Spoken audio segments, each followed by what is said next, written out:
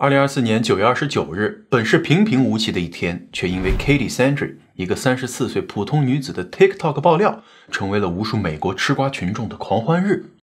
对于 Katie 来说，这一天简直是她的人生大反转日，见证了她从一个名不见经传的日常生活博主，成为百万级网红大 V 的这么一个历史性事件啊！今儿咱们就来讲讲一个土坑怎么造就百万网红的故事。Katie 呢住在美国俄亥俄州的哥伦布市。2020年，她在 TikTok 上注册了账号，本来呢也就是发点生活琐事儿，一年也就发个3-4条视频。然而最近这几个月，她的生活却发生了巨变，离婚、家庭重组、备孕、2次流产，每一样都让人心情崩盘啊。于是呢，她就开始频繁更新 TikTok， 变得有点像情感倾诉专线。想通过这种方式呢来排解一下内心的压力，也顺带着看看广大网友有没有什么人生导师级别的建议。可是在9月29号这天，大家却发现他更新的内容和平常不太一样。发现他面带惊恐地说：“我觉得我家好像闹鬼了。” I think my house is haunted and I'm freaking out, like I'm literally shaking. 一听这话，网友们可来了精神。平时 Katie 的账号也就是几百号人看，但是这条视频一出立刻爆火，大家纷纷搬好小板凳，坐等着吃瓜呢。Katie 和现在的这个男朋友是刚搬到新家新房呢有一个阳光房，这阳光房里装着大的落地窗，窗户对着自家的后院，景色非常不错。他呢很喜欢在这儿工作，索性就把阳光房的一角当做自己的书房了。9月28号的时候，Katie 非常清楚地记得，他在这儿工作到了傍晚6点半左右。离开的时候呢，一如既往的就把电脑和桌面收拾得整整齐齐，而且呢还把这门关好了，确保狗狗不会进入阳光房过夜。可是到了第二天早上，当他再次进入阳光房的时候呢，眼前的景象不禁让他倒吸一口凉气儿桌面一片狼藉，像是被人翻过一样，电脑这屏幕莫名其妙的就碎了，一叠优惠券撒得满桌子都是，文件夹呢也歪斜的挂在桌子边缘，似乎随时可能掉下去。最诡异的是一个一直放在这个文件夹第2层的小罐子，此刻呢却神奇的给挪到了第1层。而这个位置它一向是留给手机用的，所以绝对不会放其他的东西。Katie 的第一反应是，这家里不会进贼了吧？他赶紧检查了门窗和安全警报，结果呢一切都完好无损，门窗紧锁，没有任何被破坏的痕迹，家庭警报呢也没有任何异常提醒，这就说明昨晚压根没有外人进到这个屋子里来过。那眼前这番诡异的现象是怎么回事呢？ Katie 越想越心慌，尤其是当他联想到他们最近在院子里的发现，更是脊背发凉怎么回事呢？原来这几天她和男友不是正在修建院子里的篱笆吗？打地桩的时候就在地上挖了一个洞，无意中就发现这洞里埋着一块旧地毯。这地毯似乎是被卷起来之后埋在土里的，就像是里面藏了什么东西似的，而且被埋得很深，让人很难一探究竟。而且呢，在这个毯子的正上方还种着一棵树，树根壮实，盘根错节地围绕在毯子四周，加大了地毯的挖掘难度。从树的根系成长状况来看，这毯子在下面应该有些年头了。他们在挖掘的过程中还找到了树的标签，上面写着 Bloodgood Acer Palmerton， 这个呢应该是树的品类和名称那其实就是日本红枫。但是呢，这种日本红枫在美国卖的可不便宜，品相好一点的甚至要好几千美金，所以网友就估计 Katie 家的那棵怎么着也得值个1000美金。错位的物件，空旷的后院，神秘的地毯，此地无银300两的红枫，这活脱脱是一部现实版的电影《鬼影实录》平时呢仅有100来人观看的账号，这一下子变得太热闹了。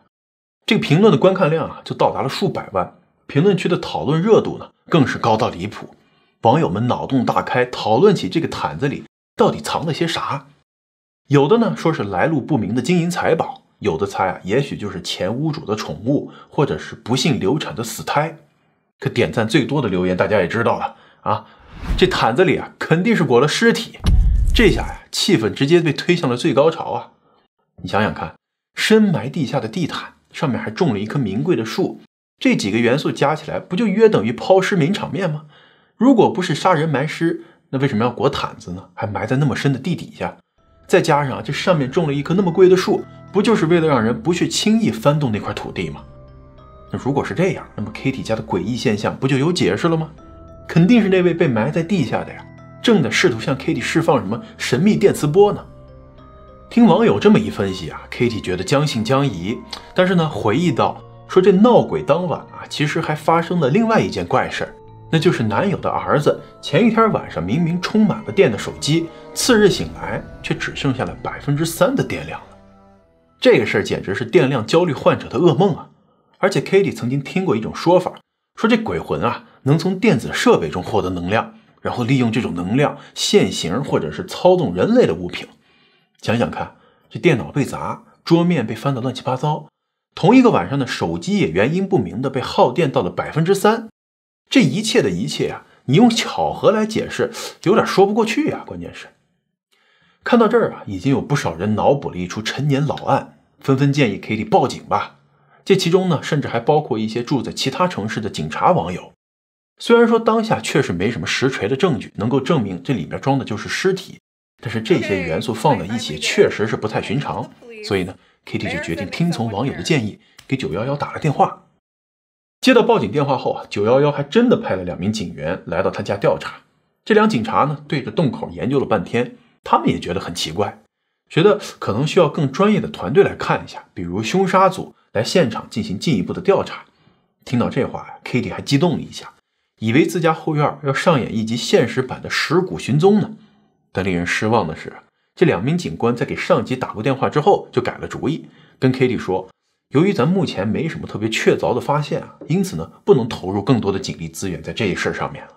挖不挖，您自己决定吧。如果说您决定挖，而且真的发现了什么，那到时候再联系我们警方不迟啊。临走前呢，这2名警察还不忘善意的提醒了一下 Kitty， 说你要想把这个毯子全挖出来啊，靠勤劳的双手估计够呛，可能得用得上挖掘机。一听这么麻烦 ，Kitty 也犹豫了起来，她表示也不想再挖了。谁一辈子没遇到过几件怪事呢？日子还得继续过，不是？无论下面是什么，就让他永远安息吧。不过围观的网友却纷纷跳出来了，哎，这可不行啊，你可不能就此放弃。我们这好戏看了一半，这还没结果呢，就草草收场，这让人抓心挠肝的。毕竟啊，观众们最不喜欢看的就是悬案，对吧？于是啊，网友们纷纷在留言区强烈要求 Kitty 继续挖。看到大家这么关心这件事 ，Kitty 又想了想，有始有终吧。搞明白了以后呢，自己在家里头住着，心里也踏实。于是啊，又和男友拿起了铲子。可是啊，这项工程可不是件容易的事儿。虽然在影视剧中咱们经常看见啊，这一锄头下去就能挖出一个尸体，但是现实生活显然不是这样的。Kitty 和男友陆陆续续的又挖了一阵，还是没能把这毯子全挖出来。你想啊，地底有石头，还有红枫和其他灌木的根系，难度系数很大。就像警察说的那样，似乎必须要借助挖掘机才行。而在此期间呢 ，Kitty 自己也做了一些小调查，了解到这栋房子始建于1967年，他们搬进去前呢，只有过1任主人。邻居们都表示那家人啊都挺好的，挺正常的，看上去不像是会杀人埋尸的那种啊。For me, only one family has owned this home. So then obviously, I looked into the family, and they seem very nice, very normal. The house doesn't seem to have ever been used as a rental. I talked to the next door neighbor, who also agreed that the family was very kind, very normal. So here we land. There is a rug underground. We don't know why. And honestly, we might never know why, because I've already destroyed a tree that's apparently worth $1,000, and I just can't do any more damage to my home without just cause. 以上种种呢，再次让 Kitty 决定甭挖了。她在视频中表示，挖出一个2米长、1米深的大坑，再把这大坑给填回去，这投入实在有点太大了，自己无法从经济上、体力上和精力上完成这个工作。他希望还是有人能帮他借助这个搜尸犬或者是探地雷达，先测一测底下这东西到底值不值得挖。如果说确实探测到的东西，也不是不能再继续。当然了，您看进度条也知道，事情到这儿啊还没结束。有一位看到了 Kitty 视频的房屋中介通过私信联系上了他。这位房屋中介呢，刚好是原屋主女儿的好朋友。他说啊，他们也不知道为什么那块会埋着个地毯。家里头呢曾经是养过狗啊，不过狗狗过世之后是被火化的，并没有埋在后院。不过呢，这屋主的女儿答应会在下一次去养老院探望父母的时候帮忙问问看，看看他们知不知道这件事儿。然而啊 ，Kitty 始终没能得来回复。那位房屋中介表示，2位老人都已经90多了，可能也不太记得了。那话都说到这份上了，也不好意思再去催促人家了呀。可网友们说，如果这后院的事儿真跟这屋主有关系，那人家能告诉你吗？你要寻求真相，还是得靠自己呀。在此期间啊 ，Kitty 一直是断更的，那网友们如同戒断犯一般难受啊，上千条留言涌入了 Kitty 的评论区和私信，纷纷敦促他甭停啊，您倒是继续挖呀。你不能光挖坑不填坑啊！这镜头啊，就像是很多我们的 M2 的粉丝经常在视频下面留言说：“哎呀，距离上次视频更新已经过去4个小时25分钟了，你们怎么还不更新啊？生产队的驴子也没有像你这么休息这么长时间呀！”其实啊，跟咱们说一下，经常看我们节目的人，竟然有超过一半还没订阅或者关注我们的，这上哪说理去？说回 Kitty 那边啊，终于在10月2号他更新了视频。他表示：“好吧，观众老爷们，我们听劝啊，答应大家会继续挖下去的。”原因啊，是他知道，只要有一天不把这毯子挖出来，看看里面到底是啥，他就一天也甭想得到清静。无论未来发什么视频，生活的也好，美妆的也罢，他都会得到清一水的回复：毯子里到底是什么？那与其这样，还不如就继续挖下去呢。于是他宣布，要搞就搞不大的。次日下午4点半左右，喊几个朋友来一起挖。朋友呢还会叫来一个施工队，带着挖掘机一起上阵。届时将在 TikTok 上直播挖掘过程。结果到了第2天啊，就在他们动工之前 ，Kitty 突然接到了警方的电话，而这次打来的可是凶杀组啊！打电话的警员表示：“我不知道当地警察局为什么决定不联系我们，但是我们还是想来看看情况，所以请你们先别挖啊。”我们会让警探带着搜尸犬一起去你们家，如果搜尸犬没发现什么异常，那么你们继续挖吧。